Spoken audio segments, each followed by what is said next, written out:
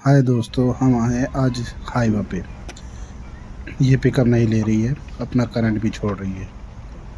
तो हमने इसकी चेक स्टार्टिंग करके तो चेक कर लिया है कि ये पिकअप नहीं पकड़ रही, बल्कि आवाज़ कर रही है फिसर फिसर टाइप की। अब हमने साइड में देखा, साइड में सब कुछ नॉर्मल है, लेकिन ये इग्निशन जो कोयल है, इसे कोयल बोलते हैं और इग्निशन कोयल भी कहा जाता है, लेकिन मेन हमारी लाइन में इग्निशन कोयल है। हमने खोली सबसे पहले इसकी किट के मेन पाइप। हमने पहले गैस बंद कर दी थी मेन लाइन से। हमने करा इसका गैस पाइप को अलग करने में बहुत टाइम लगता है, क्योंकि इसमें चूड़ी लंबी होती है। ये लीजिए, हमने अलग कर दिया इसका पाइप। अब हम अपने चेले से मांगते हैं औजार।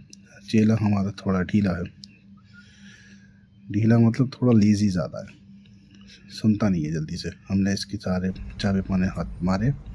हमने मंगाया पेचकस। पेचकस से हमने खोला पाइप। क्लिप में बार बार पेचकस स्लिप हो रहा था। हमने किसी तरीके से क्लिप में पेचकस लगा के इसका पाइप खोलने की कोशिश करी। तो इसका पाइप हो गया बैठ, और हमने कर दिया इसका पाइप खोलने पे लग रही है। पाइप गया खुल। हमने पाइप करा अलग।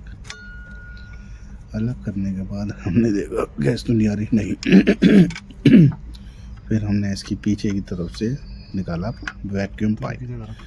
वैक्यूम पाइप का ये काम होता है कि प्रेशर आता है, तो जिससे हमारी गाड़ी का पिकअप परफॉर्मेंस अच्छा रहता है, बड़ा रहता है, क्योंकि ये कनेक्शन टर्बो से होता है। और जितनी प्रेशर टर्बो बनाएगा उस पर उतना ही लोड किट पे पड़ेगा। तो ये ज़रूरी होता है, अगर ये नहीं होगा तो प्रेशर नहीं बने, पिकअप नहीं बने। ये है पानी के पाइप। हमने पहले बारा एक पानी पाइप की क्लिप को लूज़ करने के बाद हमने इसे दूसरी तरफ की क्लिप भी लूज़ करी।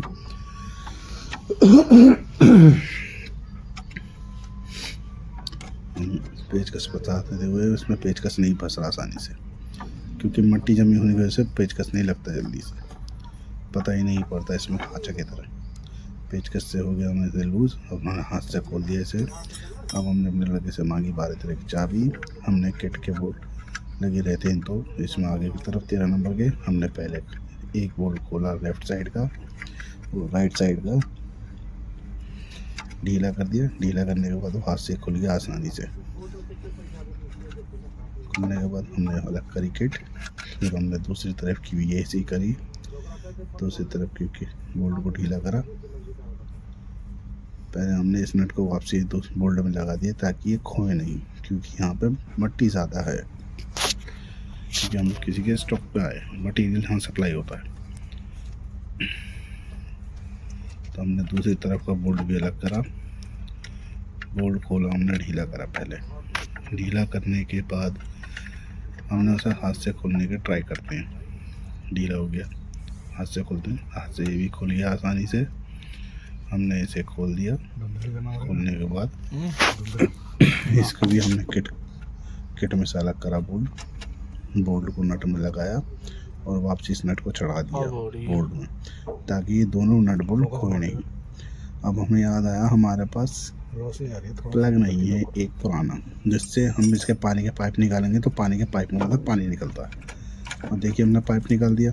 दूसरे वाले पाइप में पानी नहीं आ रहा, लेकिन इसमें आ रहा है, क्योंकि पानी की सप्लाई इस वाले पाइप में से। अब हमारे पास प्लग है नहीं, तो हम इसमें बोल्ट डाल देते हैं।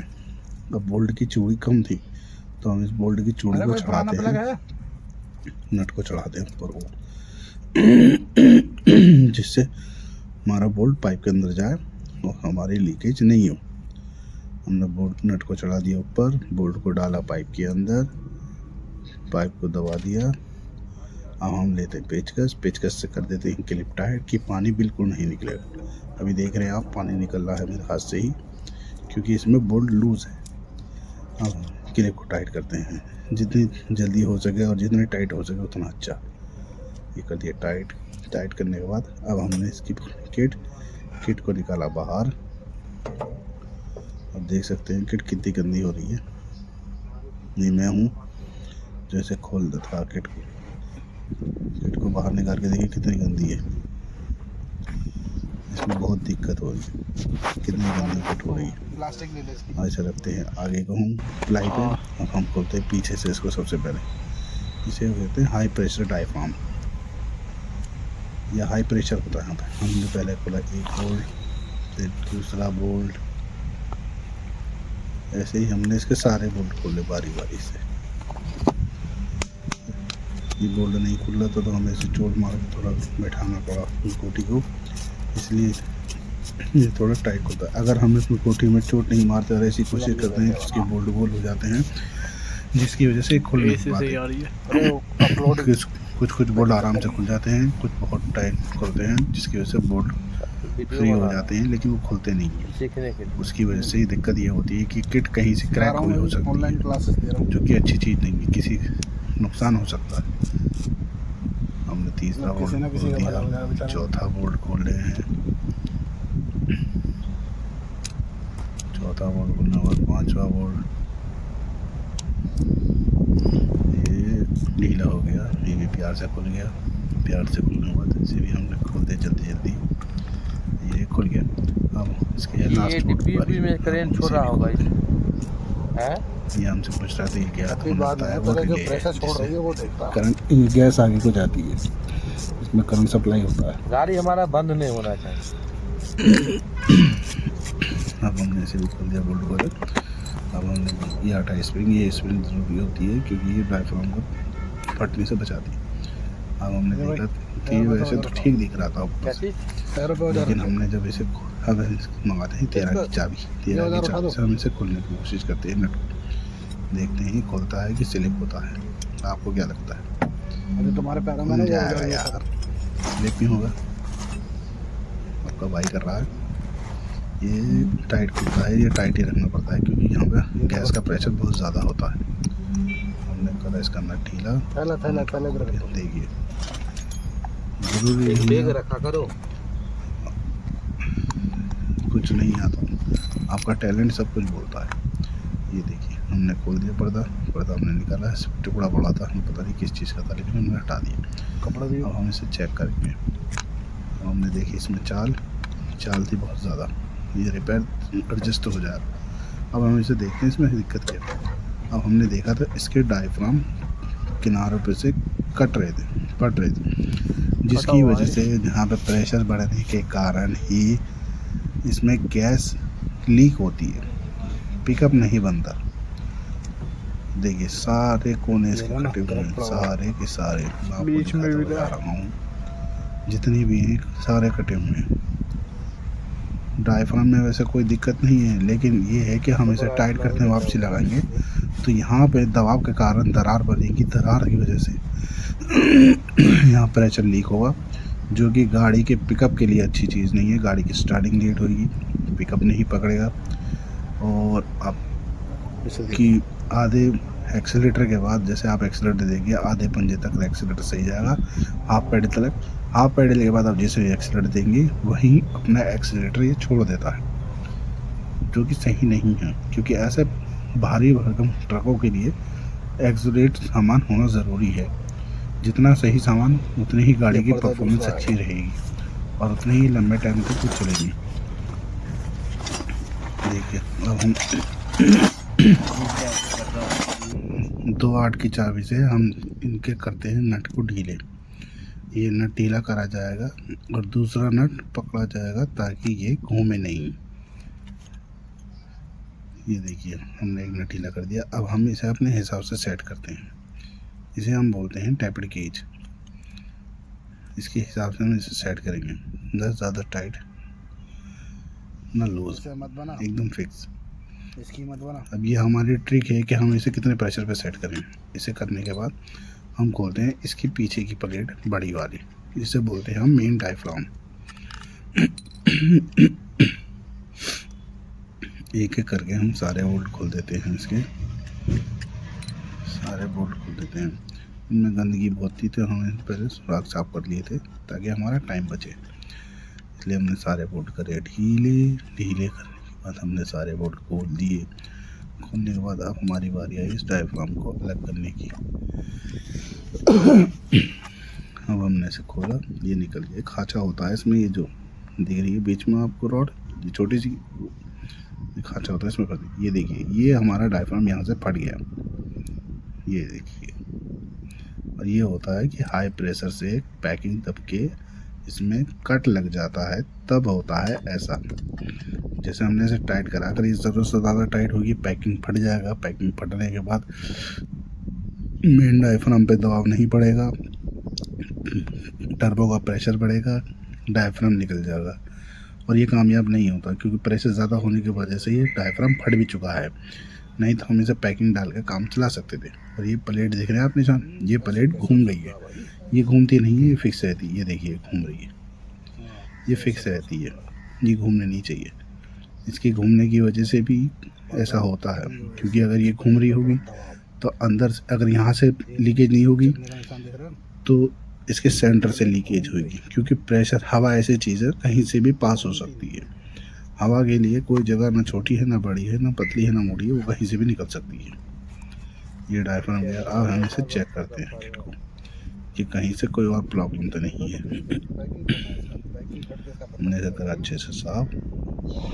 ये डायफ्राम देखिए, मैं तसल्ली से दिखाता हूँ। ये देखिए, ये फटा हुआ, ये बेकार हो चुका है, ये काम नहीं करेगा। एक साथ दबा रहेगा तो ठीक है। अब हम देखते हैं इसका दूसरा सामान। ये है पिस्टन, ये पिस्टन भी कटा हुआ। ये हम मालिक को दिखा रहे थे, डायफ्राम पूरा फट चुका है, ये काम नहीं करेगा बिल्कुल भी। वो बोल रहा था चला दो किसी तरह। तो हमने भी पहले बता दिया था कि अगर हम इसे लगाते हैं कोई और प्रॉब्लम होती है तो हम उसमें रिस्पॉन्सिबल नहीं हैं। ये हमने दूसरा वाला डायफ्राम भी दिखाया, इसे छोटा वाला हाई प्रेशर का। इसमें हमने दिखा दी ये क्रैक है।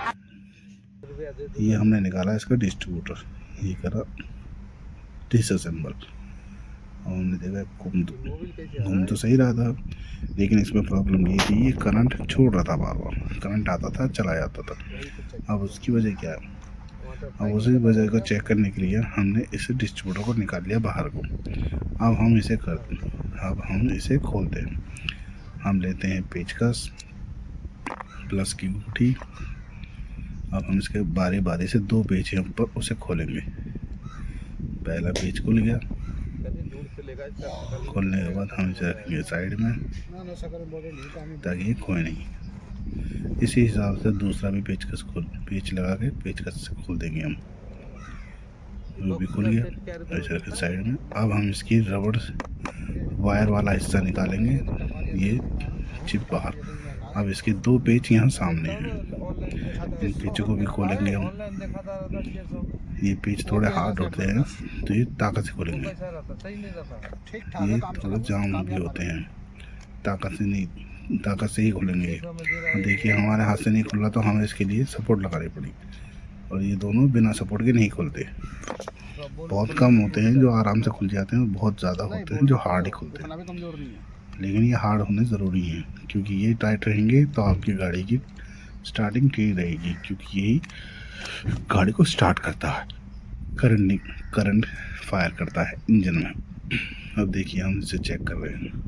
अब हमें इसे ऊपर से देखने में तो सब ठीक लग रहा है, अंदर सब चीज़ नहीं दिख रही हैं। हमने देखी चाल भी ठीक, लेकिन इसमें प्ले ज़्यादा हो रही थी जो कि सही नहीं है, जो कि करंट छोड़ने का एक कारण भी हो सकता है। तो इसी बारे हम देर नहीं करते हुए सबसे पहले देखें, हमने अपने लड़के से मांगा पेचकस, पिन पेचकस छोटा वाला। हमने निकाला इसका लॉक निकालने के बाद हमने रखा इसके लॉक को आराम से साइड में। ये लॉक मिलता नहीं है, बहुत मुश्किल से मिलता ही नहीं है, मिलता भी नहीं है। हमने खोला इसका पेचकस से दूसरा बोल्ट, इसे हम कहते हैं डिस्ट्रीब्यूटर की छतरी। इसे करा साइड, निकाल दिया बाहर को। देखिए हम इसे दबा के देख रहे हैं, ये ठीक काम कर रही है। ये अंदर बात होती है जब गाड़ी पिकअप बनाती है। अब हम निकालते हैं इसका बैरिंग। इसका बैरिंग दूसरे अलग टाइप का होता है जो कि इसके इंजन के हिसाब से पिकअप बनाने में मदद करता है। और हम इसे सपोर्ट लगा के खोलने की कोशिश करते हैं। पहले हमने हमारी चोट, ताकि सपोर्ट खोले तो बोल्ट खराब नहीं, पेच खराब नहीं हो। ये खोल दिया। खोलने के बाद इसी तरीके से हमने दूसरे वाले पे यही कोशिश करी। अब हम खोलते हैं इसके बारी बारी से पेच दोनों। पहले हमने इसका एक पेच खोल गया। अब हमने खोला दूसरा, दूसरा पेज भी खुल गया। अब हम इसे पलटते हैं, देखिए दोनों पेज बाहर। अब हम इसे पलट के बैरिंग निकालते हैं। ये है बैरिंग, ये सिर्फ हाफ थोड़ा ही चलता आगे पीछे, ये देखिए घूम रहा, ये जाम पड़ा है, अरे स्टॉक को दिया नहीं। ये अटक रहा है। ये अटकना नहीं चाहिए, स्मूथ चलना चाहिए। ये देखिए ये अटक गया, ये अटक गया, नरेंद्र बोला ये अटकना नहीं चाहिए, स्मूथ चलना चाहिए। जितना स्मूथ चलेगा उतना ही गाड़ी की अच्छी चलेगी, परफॉर्मेंस रहेगी चलने में। हटा दी। अब हम इसके अंदर देखते हैं क्या चीज़ है।